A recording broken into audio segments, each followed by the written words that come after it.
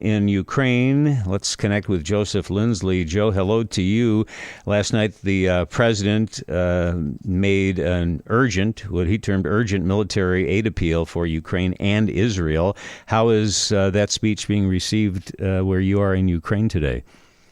Hey, Bob. Well, good afternoon from Kyiv. I just traveled this morning from Odessa, and the one thing that people are focusing on about President Biden's speech yesterday is that he linked Israel and Ukraine as a common cause. That's what everyone here feels. That's what pretty much everyone with whom I speak in Israel feels. But there has not been that sort of identification in a wide way, I think, in the United States. And so there is a lot of good feelings about the president's speech. Right now, I'm in rainy Kyiv. I just took a run to the Gold Dome St. Sophia Cathedral, 1,000 years old, the deep history of this place. This morning, I was in a different climate. I was in balmy or sunny Odessa, breathing the sea air. And I made the 5-hour journey by car with friends. And, these wartime road trips, the cars are packed with the usual things, plus also bulletproof vests and helmets and, the accoutrements of war.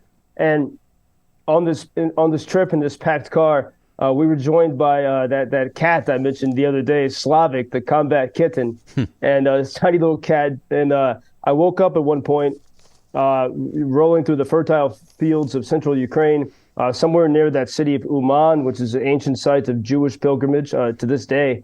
And I awoke, and this little kitten was staring at me, sitting on my backpack. And then he started to jump around, and I realized watching that soon, that kitten, that little Slavic, he, instead of jumping around playfully in a car, listening to the Red Hot Chili Peppers and Ukrainian rock, he's going to be in a trench with his owner, the soldier. And so even this innocent little kitten very soon is going to be hearing the sounds and experience, the awfulness of war. And that as we stopped at gas stations along the way, and you see civilians and soldiers, and there's such a great collegiality among everyone, but that the longer this goes on, obviously the more the toll increases. But I'd never see any slackening of Ukrainian resistance, because as much as they hate the war, they would hate living in Russia even more. They would hate not having freedom. And so that speech yesterday is remarkable, and I think from President Biden. But I think there's there's actually an extraordinary timeline, I think, that has been missed in the press accounts of what's happened since really in the past month. Because on September 21st, Thursday, September 21st, President Zelenskiy was in Washington. He was meeting with President Biden and many congressional lawmakers. And at that time, President Zelenskiy said that Ukraine would lose the war if the United States curtailed the flow of aid, the flow of weapons to Ukraine. And the White House was, on Thursday, the 21st of September, the White House was pledging continued support. But they said, including, there was a statement from Jake Sullivan, National Security Advisor. He said that the provision of long-range weapons, like the ATTACMs, those Army tactical missile systems, these long-range ballistic missile systems, he said that was still extremely unlikely. That was what was said on Thursday, September 21st. And then the next day, Friday, September 22nd, in the afternoon, Ukraine time, and in the morning in Washington, we had reports, including from the Russians. The Russians confirmed that their Black Sea Naval Fleet headquarters was hit in a precise attack by the Ukrainians.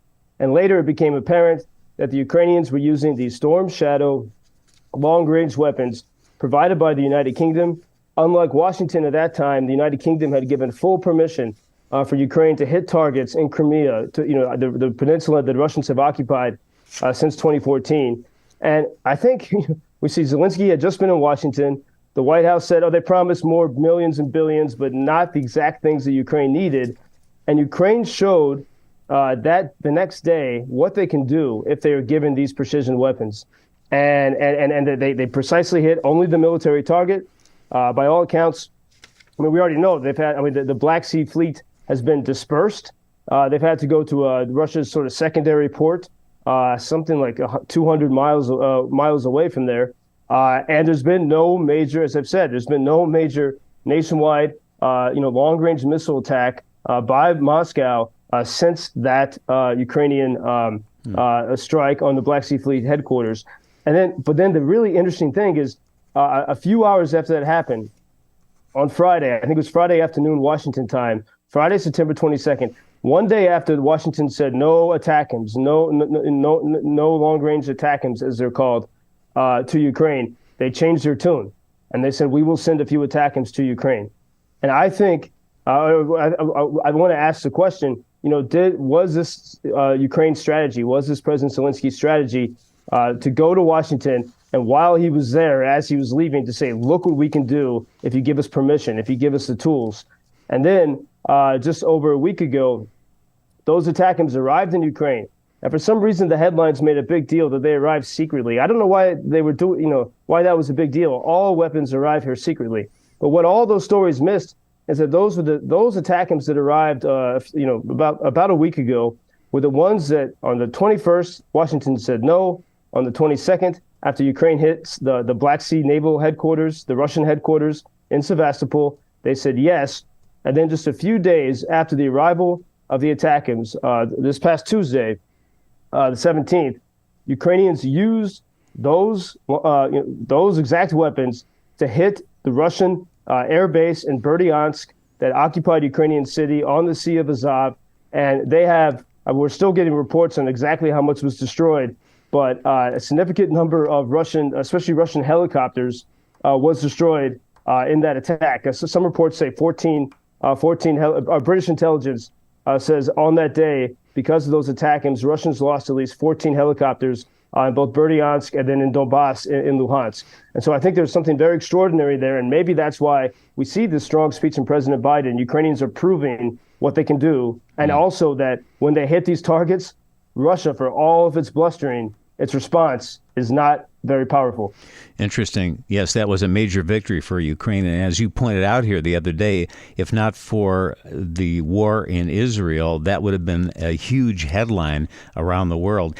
Joseph, you're such a student of history. I know you'll be interested that 23 years ago today, in 2000, an Israeli-Palestinian truce was brokered by President Clinton, and it collapsed in a hail of gunfire. Israeli troops killing 9 Palestinians and wounding 67 on this day in 2000.